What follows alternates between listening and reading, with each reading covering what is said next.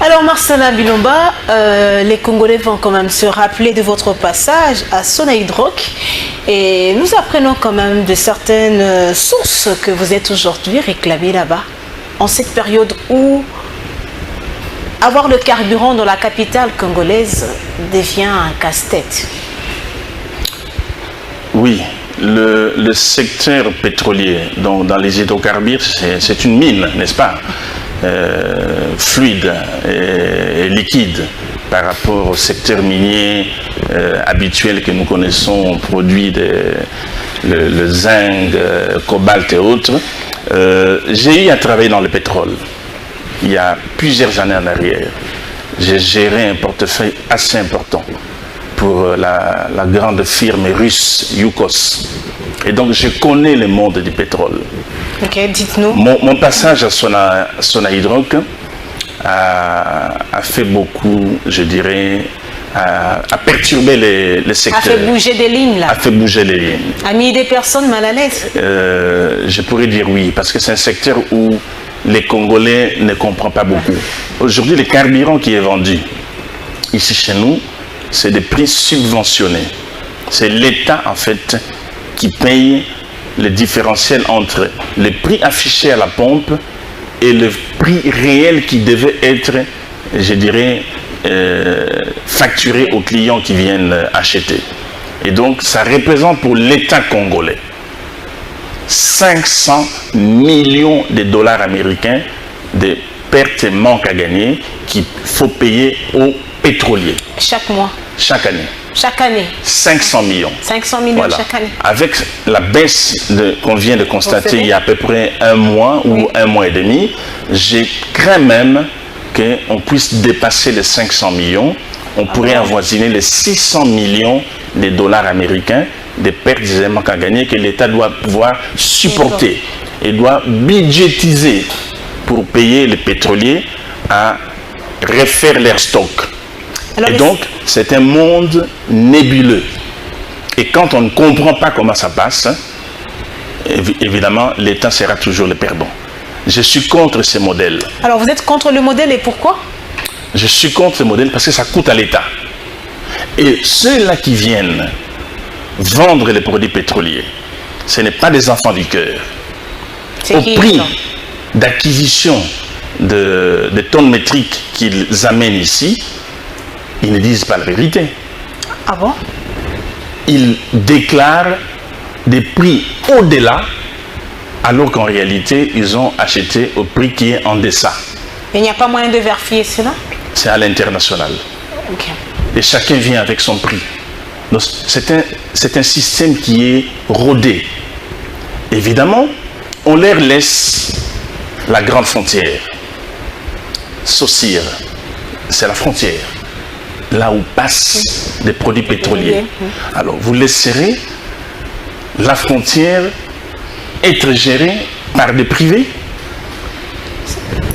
C'est géré par des privés. Alors que c'est l'État qui devrait gérer. L'État est actionnaire à 50% dans Saucire, l'État congolais. Mais pourquoi l'État ne peut pas être... Et les 50 autres pourcents, c'est une société suisse, Glencore, qui a les parts. Et c'est Glencore qui est cité dans les détournements, corruption et dont le propriétaire a été même... Je vous peins les décors. Et ça transite par là. Et c'est eux qui maîtrisent le tout. Et là-dedans, il y a à boire et à manger. Il y a à boire et à manger. C'est-à-dire quoi? Il faut refaire le tout. D'abord, on ne peut pas laisser une frontière poreuse. Il va falloir investir correctement pour que les navires qui viennent, nous n'avons pas de raffinerie. Glencore était venu à l'époque, c'était pour faire de la raffinerie. Ils n'ont pas fait de la raffinerie, ils se sont transformés en opérateurs d'achat produits ils n'ont pas atteint l'objectif, pas du tout. Mais ils se sont transformés sous un regard silencieux de l'État congolais. Sous les regards Est-ce que l'État est complice? Et dire que l'État est complice. Pouvons-nous dire que l'État est complice? Bon, l'État représenté par ceux qui contrôlent le secteur. Oui, ils sont complices. Ils sont complices. Complices Et ils ne sont pas inquiétés. Ils trouvent leur compte dedans. Ils ne sont pas inquiétés. Ils trouvent leur compte dedans. Et c'est des choses que j'ai dénoncées dès ma prise de fonction à l'arrivée de Sonaïdroc. Ah, c'est pourquoi on a exigé. Et on ne m'a jamais répondu. J'ai dit bien, on ne m'a jamais répondu. Une lettre datée, si je ne me trompe pas, du 27 décembre 2023. Jusqu'à ce que je quitte. Aucune réponse. Aucune réponse. Parce que j'ai touché là où il ne fallait pas toucher. Parce que c'est un secteur protégé par certains Congolais pour leurs propres intérêts. Les gens y trouvent leurs intérêts dedans. Alors vous voyez, si déjà les choses ne sont pas éclaircies dès le départ, on ouvre la voie pour la mafia. Et là-dedans, je vous dis, j'achète les produits à 1000, je déclare que je l'ai acheté à 1400. Et ça passe. Et ça passe. On prend la moyenne des prix déclarés par les différents importateurs, mais très souvent, c'est des prix surestimés et c'est l'État qui prend les coûts. Alors qu'en réalité, les prix, il suffirait de vérifier, d'aller là où il faut, obtenir les bonnes informations, on changerait la donne. Et entre-temps, ça se passe quand même sur le règne de l'UDPS qui prône le peuple d'abord. Ça date depuis 50 ans. Mais l'UDPS devait arrêter cette hémorragie. Mais est-ce que les Congolais... C'est le digne. Si vous étiez là, vous êtes au cadre de l'UDPS, vous avez essayé d'arrêter cela, mais ça vous a coûté ce que ça vous a coûté. C'est-à-dire que l'UDPS combat sa vision, le peuple d'abord. Ça date depuis 50 ans. C'est pas aujourd'hui. Donc c'est un système de mafieux. Bien installé en RDC. Bien installé en RDC. Depuis des années. Mais depuis 50 ans, je vous dis. Ça commence déjà par la frontière. Et quand les produits entrent, on vous dit que, voilà, on va subventionner. Les prix à la pompe devaient être de 4 000 francs les litres ou 3 800 francs les litres. Nous vendons à 2 900. Les différentiels, c'est l'État qui paye. Mais dites-moi, vous et moi, nous avons vraiment, réellement besoin d'être subventionnés en produits pétroliers? Moi, je n'ai pas besoin. Moi, je peux payer.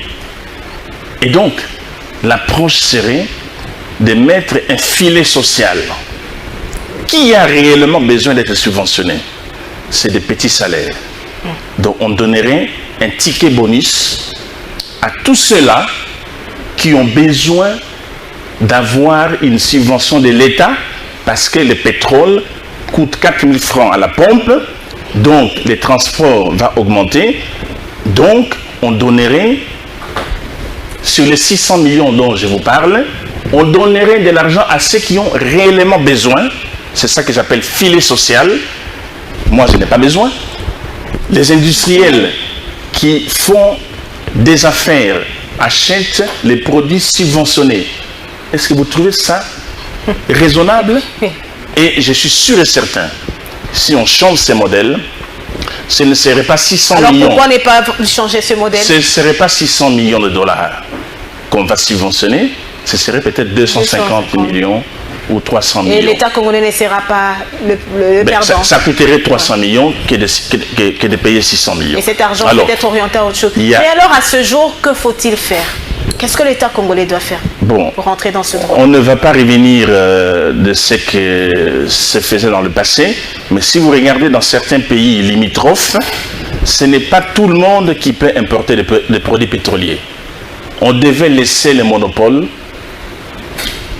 bien que nous sommes en programme avec le Fonds monétaire international, j'en conviens, mais il y a des secteurs pour lesquels l'État doit avoir l'œil et le bon. On devait laisser à la Sonaïdroc les monopoles d'importer les produits et les mettre à disposition de ceux-là qui veulent commercialiser. Ils les prendront dans les terminaux.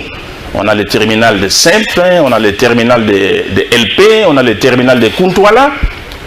C'est la Sonaïdroc qui devait mettre les produits dans l'air sommier et les opérateurs viendront les prendre pour commercialiser.